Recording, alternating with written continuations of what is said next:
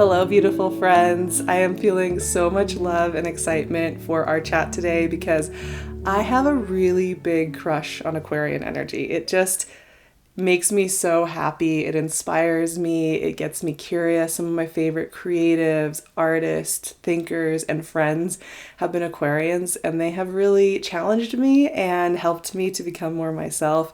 And this energy just played a really important role in my life. And I always look to it when I want inspiration, when I want to try things differently, and when I want to step out of old routines.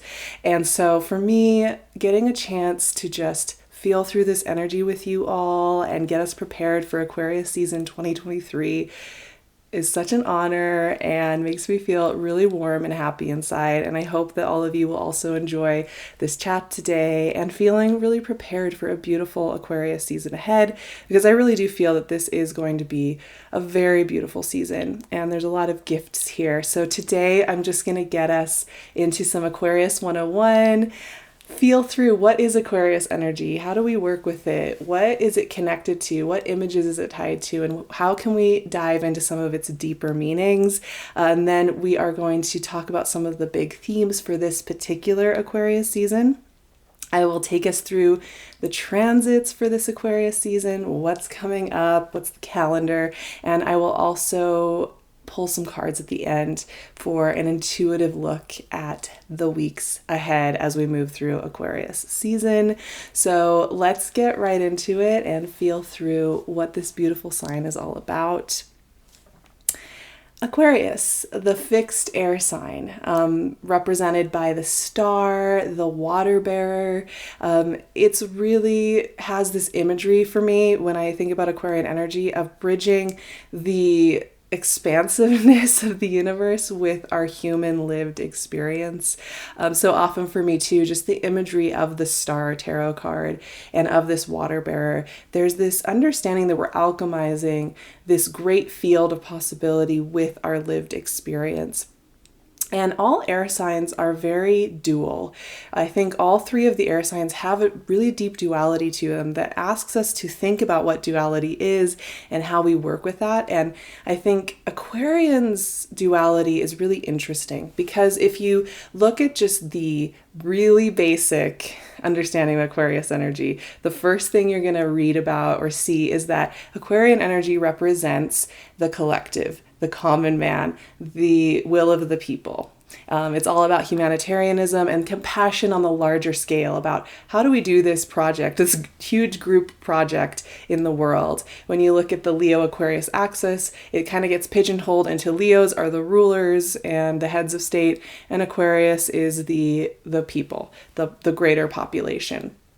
And those are very simple, simplified ways of thinking about that axis. It's really basic. But what's really interesting about Aquarian energy is, yes, it is tied to the collective, to that humanitarian impulse, to kind of thinking about the future and how we do this thing called life. How do we change it? How do we shift it? But it's also deeply tied to becoming our truest selves, our individual selves, tapping into our unique own rhythm in our lives and being less conformist, being less just going with conformity culture. And I think that's a really interesting duality to work with, right? Because it's both about the collective as well as about being your individual unique self that isn't just going with the status quo. And I think because of that, Aquarius energy gives us a lot of gifts. And one of the first ways that I see that gift coming through is by letting go of our rigid construction of ourselves, based on kind of that ego need to impress people or keep ourselves safe in the world. We let go of some of our tension around that and enter into a deeper communion with our true self that maybe is a little bit weird, that maybe is a little bit socially awkward, that maybe doesn't have all the answers. And there's a really deep beauty in that and unlocking that. And one of the only ways that we can unlock that is to kind of surrender to our experience in this collective experience, into this field, this unified field that we live in, letting go of some of our holding on tight to containers and to identities that feel so important to us. Aquarius is also really interesting in its dual nature because it was originally ruled by Saturn. along with Capricorn.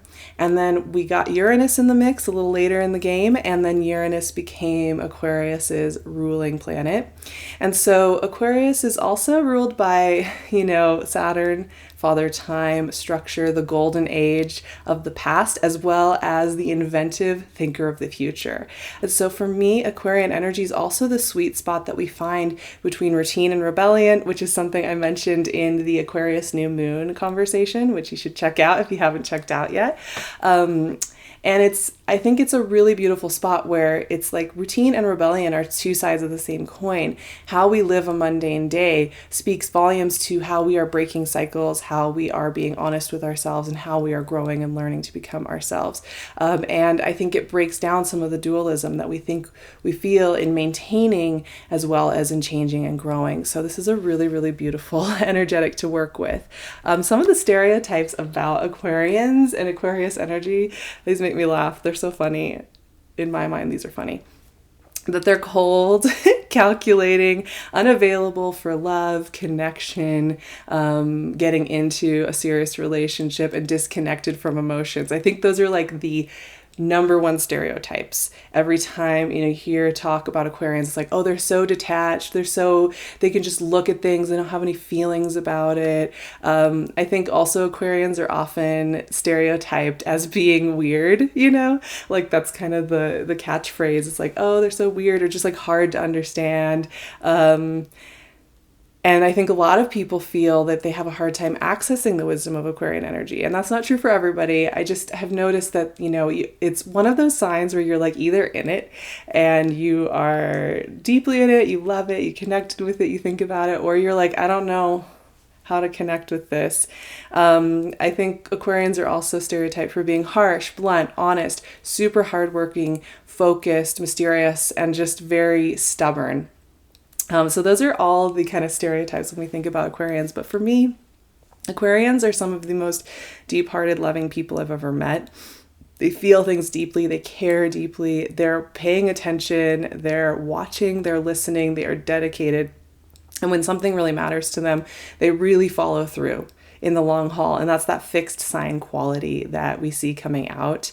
And Aquarians are also just super inspirational people. I think we often think of Sages or Aries or Leo as like being, the fun, like, let's just go and try it. But I think Aquarians are actually right there in that camp with just, let's try it and see what happens. Let's throw some paint on the wall. And that's some of the biggest inspiration that I think comes for me when I work with this energetic. And I already mentioned some of the interesting dualities that are held within Aquarian energy. I think also the deepest meaning of Aquarius for me, the one that really matters, is that at its core, Aquarius asks us to challenge rigid ways of thinking about ourselves and the world. It asks us to challenge dualistic thinking. It asks us to challenge black and white thinking, rigid ways of defining ourselves. It asks us to think totally outside of the box. And along with that, I think Aquarius energy allows us to really witness and look at patterns and places where we've become rigid and ask questions about why that is and where we're longing actually to feel the full breath of life again, reconnect to our weirdness, our awkwardness, our longing for quiet or difference or change. I think Aquarius also allows us to unlock the magic of the mundane, as well as unlock the magic of the cosmic.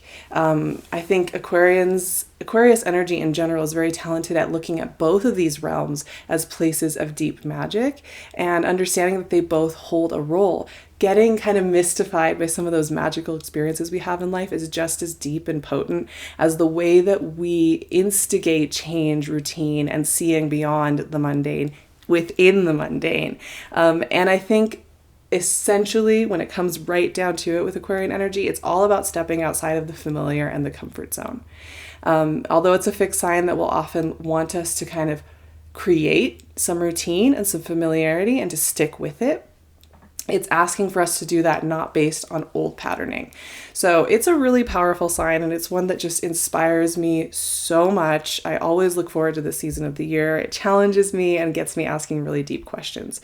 So the themes for this particular Aquarius season are Number one, reassessment. This is going to be a really wonderful Aquarius season to look over the last 3 years and think about the wisdom you have gained. What do you want to take with you? I highly recommend just sitting down and thinking about all the wisdom you have gained this season and really take a moment to get that eagle eye view. This is one of the gifts of Aquarian energy, is being able to zoom out and see the big picture and understand it from a somewhat detached but like very clear-eyed perspective. That's really powerful. And we're going to be seeing a lot of reassessment energy during this Aquarius season. Another theme is going to be utilizing routine to engage with your truest self. So utilizing routine to kind of get into visionary mode. If you're longing to start a new project or shift parts of your life, start using the mundane as a tool through which you start to access a connection to your future self, to the self that is longing to bloom within you. And you can really start with small details that make a big difference. So really engaging with your daily routine. Getting really honest about what makes your soul sing and really honest about what does not. This is going to be a very honest season for that assessment, and you're going to get some really strong signals about what is working and what is not, and your body will tell you a lot about that in the coming weeks. I think another beautiful gift of this particular Aquarius season is going to be noticing where we've gotten rigid or stuck over the last few years and breathing some spaciousness and playfulness back into our lives. I think Aquarian energy is also a very playful energy. It's willing to play and see what happens. And so it gives us an opportunity, if we have gotten rigid, if we have gotten a little stuck in a pattern, or we have just felt like we weren't allowed to play or have fun in certain aspects of our lives, this season is really going to invite us to find some ways to loosen up, break up some of that rigidity, and open our energy again. And finally, of course, I think I already mentioned this, but I'll say it one more time. This is a season of perspective, of being able to get an eagle-eye view of our process, to understand why certain things happened the way they did, to understand our timing, to understand our process over the last few years, as well as to get a little bit familiar with what is wanting to come in. Aquarian energy, like I mentioned, is connected to the golden age of the past, understanding time, understanding process, as well as the visionary of the future. And so this is a really sweet spot to sit in, where we get perspective of our process up until now, but it's also about letting in the visions of the future. And we're even talking the next few months, starting to connect into the self that we are beyond our familiar, beyond our patterning, beyond what maybe we've leaned into to keep us safe for the last few years, and to really notice what is calling to us. I think that's going to be a really beautiful time. I highly recommend, if you have, a meditation you like, get into some of those visionary meditations, start sitting with that future self, and get into some of that playful, creative thinking. It's going to be really, really powerful for you. All right, let's get into the transits for this particular Aquarius season. It's actually a pretty peaceful Aquarius season. There's not a lot of shakeups going on in these 4 weeks, which is kind of nice, I think. Sometimes it's nice to have a moment. We're going to start having a lot of shifts going into March. So this season is a really sweet place to take a moment. It's kind of an extension of this whole New Year's energetic that we work with in December and January. So the sun moves into Aquarius on January 20th. And like I said, this is a season of innovation, of thinking in new ways, of kind of scrambling things up, doing some house cleaning, and getting some perspective. And we start this Aquarius season right off with a new moon in Aquarius. And like I mentioned, this new moon is very focused on using routine as a way to rebel against the old systems, using routine to also just shake up our lives and change it, and to get really honest about what role routine plays in our lives. It's a really inspiring, loving new moon, and I just love it. And like I mentioned, we have a whole new moon conversation up, so you can check that out if you're looking for a little deeper on the new moon front. This new moon is also bringing in the Lunar New Year. So happy Lunar New Year to all who celebrate that. I know a lot of us connect with that as a better New Year position for us. So like I said, this is a great moment right at the beginning of Aquarius season to take a moment to reflect on the year, to reflect on our process. And I think, what is it that we have mastered and we want to take with us? And what is it that we have really learned, that we feel like we can take that lesson and we can leave behind the pattern. This is a really beautiful new moon and lunar new year to just explore and play with those questions. Right around this lunar new year as well, we have Uranus moving direct in Taurus. So Uranus has been retrograde since August 2022, so for about 5 months. And so along with this new moon and the lunar new year, this is also a really great point to think about what you've learned about how you change in the last 5 months. For me, Uranus retrograde is a really wonderful time to get a deeper understanding of how we're changing, to catch up with our growth and our change, and to reassess our relationship to change itself. So just taking a moment to notice, what is your relationship to change? How do you feel about it? And what has changed? What has transformed or shifted for you over the last 5 months? And what does that look like? And I think this will just be a really reflective beginning to Aquarius season this year.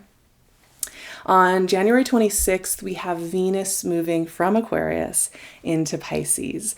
And Venus in Pisces is just a really beautiful placement. It just gives me these warm feelings. It's a very romantic placement. It's a very rose-colored glasses kind of energetic to have Venus in Pisces. Venus kind of flowers in Pisces. So for me, this transit that we'll be working with the rest of Aquarius season is kind of going back to that theme I was saying about loosening up some of our rigid places, our stuck places. Venus in Pisces is going to invite us to breathe deeply into places that we've allowed to become rigid, where we feel we haven't allowed ourselves to play or find some softness. This really will challenge us to look at those rigid or stiff places that have been longing for breath and movement. And that can be quite literally, stretching, but it can also just be if you have been longing to sketch or film something or paint or go on a long walk and you just haven't made the time. This transit's going to ask you to do that. It's going to ask you to come back to those things that you're longing to do. And it's really going to be supportive of romance and love and just deepening connections as well. Really, really soulful, sweet transit. We have our full moon in Leo on February 5th. As a Leo sun, this is always exciting. And this is a full moon that is going to square Uranus in Taurus. And for me, this is all going to be about, and I will do a full moon video on this, so we'll be able to get much more in depth on this topic very soon. But this is about where we have felt like we weren't allowed to take space, authority, focus, energy, and pursue. It's like that place where we kind of always held ourselves back a little bit. This full moon is really going to shine a light on that and ask us why it is that we keep chipping away at ourselves and not letting ourselves take that spot in our own lives, and to really get connected with the why and the how of why we keep chipping away at that and holding ourselves back and belittling ourselves, and why we're allowed to maybe pursue that part of ourselves and that part of the process. It's going to be a really, really supportive full moon for us to really own where we need to go next and to get really honest about what needs to shift and why. And finally, we have Mercury on February 11th moving from Capricorn, which it has been in for many weeks, going through a Mercury retrograde and doing all of that. So as it moves into Aquarius here, we're really out of the Mercury retrograde field completely, post-shadow everything. We're moving into some fresh thoughts. So we've processed Mercury retrograde. Mercury moving into Aquarius here signals this is a time to start thinking in new ways. It's really a time to let go. We've been doing all this processing, right? As we moved into the new year, as we've moved through Mercury retrograde, as we move through all of January, February really is like, okay, you've processed the last 3 years. You've gotten some ideas of how your process has been working. Now it's time to start thinking in new ways. Now it's time to start stepping forward into some new spaces and not just going over the past over and over and over again. Mercury in Aquarius is going to be much more interested in what's possible next. And while it's never an either or thing, I think we're always working on how the past affects who we are today. But I do think that sometimes it's nice to have a little emphasis on like, where do we want to go? And how do we want that to look different than all the old patterning that we may have lived with before in our lives? So like I said, there's just a very supportive warmth to this Aquarius season that I really love. A card is already coming out. I'm going to pull 4 cards to kind of cover the 4 weeks. Right away, we got Justice, which I love. I love this card so much. It's very air sign appropriate, I would say. Like I mentioned, Aquarian season this year is very honest and forthright. It's really helping us get a clear vision. Just understanding ourselves and possibly others as well. Understanding, why processes happen the way they did. Maybe understanding ourselves. 5 of Wands. Gotta have a little, action, excitement, tension in the mix, right? Would it be Aquarius season without that? 9 of Wands. Oh, this is so interesting. This is so interesting the way this is coming out. One more card to seal the deal here, and we'll talk through these intuitive messages. And 10 of Pentacles. Yeah, this makes a lot of sense. So we're kind of going through a little bit of a journey here. And I think whenever we're thinking in visionary ways, we're kind of pushing outside of our familiar comfort zone. We're getting really honest about what's working for us and what's not. And we're starting to kind of connect in with some of the ways we're going to be needing to make shifts in the mundane and the practical. It is an emotional process. It does take us through some different stages. And I'm seeing that with these 4 cards. So we start with Justice. And Justice for me is a clear vision, right? Justice often is associated with that decision making. A verdict has been made, right? But I think justice is also just it's that ability to just see things for what they are and just be like, yes, okay, I see this for what it is. I understand my process. I understand what's not working. I understand what needs to be acknowledged. And I think that we will notice that during that new moon and during the very beginning of Aquarius season, we're going to be really working with that.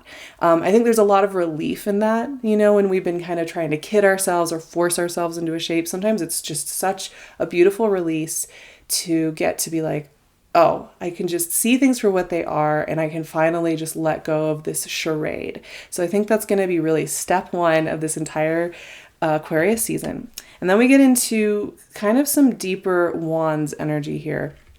5 of Wands. 5s are important in tarot. When they show up, they speak to a moment of growth. They speak to a moment of tension and release, tension and building and opening. And so I think when I see this 5 of Wands, like talking about that reassessment and looking at our comfort zones and looking at our mundane, for me, the 5 of Wands really represents here where we've hit up on something where we just have like that physical reaction to it, where we get like a migraine or our body says no, and we just have to stop. It's that kind of energy. It's where we really feel that pinch in that place that we just cannot go back to. And this can be really, really great information. It can give us such a release. It can help us finally get the clarity and the knowing that we need. And I find that, 5 of Wands energy just comes, it's like it can't come super early. A lot of times we'll criticize ourselves in our process for like not learning it soon enough, not getting on it soon enough, not knowing beforehand. But for me, 5 of Wands often comes at the point that we need it, when we're ready to feel that tension and release, when we're ready to face into that place where we want a shift. And so I think that can be a really beautiful moment of like, and with that, we also have this 9 of Wands. The world's weary warrior is how I call this particular being here in the 9 of Wands. The 9 of Wands is definitely looking back. It's, really associated with post-traumatic stress. Honestly, like this card is that. So many of us live with that. Almost all of us, I think, have some level of it. And that's a different conversation. But yes, I'll admit 9 of Wands is not the visionary thinker. This is an energy that's about, looking over the past, reviewing the past, maybe living in some of the fears of the past. But I think, like I've mentioned many times in this video, this is a season of perspective and reassessment. And I think along with that comes understanding what our patterns are, what our fears are, where we're afraid of our own growth, where we're afraid of taking up space. That full moon in Leo is going to be asking this, and how that's tied to our patterns, our cultural mythologies, our family cultures, our family systems. This is also going to be a great time to understand what that role is playing in how you're allowing yourself to move forward. So there is some looking back going on, I'll admit, in this Aquarius season. However, the reward for being really honest with ourselves, getting really clear-sighted with our patterns, our rhythms, our routines, how we repeat things over and over again, is that we connect with the 10 of Pentacles. 10 of Pentacles is a legacy energetic. It's all about what we build into over a long period of time. And 10 of Pentacles is also really layered because it's also connected to when we get what we want, when we get what we have, and we're not really appreciating it anymore. We're just kind of taking it for granted. And so this card is really about looking around and seeing all the seeds around us that are waiting to be planted and tended to, and the processes that are waiting to be opened. But it is going to require us stepping out of our familiar patterns and starting to embrace our own unique timing and process, which is really going to be different for every single one of us. No comparisons here. There's no need for comparison. Aquarius energy is all about dancing and walking to the beat of our own drum. And that means that we're all going to be at a different rhythmic pace, and it's going to look different for each of us. So this 10 of Pentacles, while it represents kind of a traditional family with like a big building, this doesn't necessarily, represent the many ways that this energetic could show up. But this is visionary energy, and it's going to ask us to look a little bit beyond what's always been, and a little bit beyond our familiar, and a little bit beyond what we've allowed ourselves to wish for or think about in previous times. So I really love that. I love this process that it takes us through, the clear insight, the processing of painful emotions around that clear insight, and the ability to then see into the future. So I'm really excited about this particular Aquarius season. I'm so intrigued by everything that we're going to move through during these weeks ahead. I am going to be offering up chats about all of these aspects, all of these conversations over on my Patreon every single week. We have so much fun over there, and we're going to be doing Zoom calls on the upper tier, so I'd love to see you there. You can also find me on my Instagram, of course. There's only one true Sarah Verba, and on my website as well. So I would love it if you stuck around here. It's just so meaningful to me to read your comments. How do you connect with Aquarian energy? And if you have watched this long, you are a true friend. So let me know how you connect with Aquarian energy, what it means to you, how it's affected your life, how it's helped you see in new ways, or how you hope to connect with Aquarian energy. I would love to see what you all have to say about this particular archetype. Thank you so much for being here, my beautiful friends, and I will talk to you all so very, very soon. Have a beautiful Aquarius season.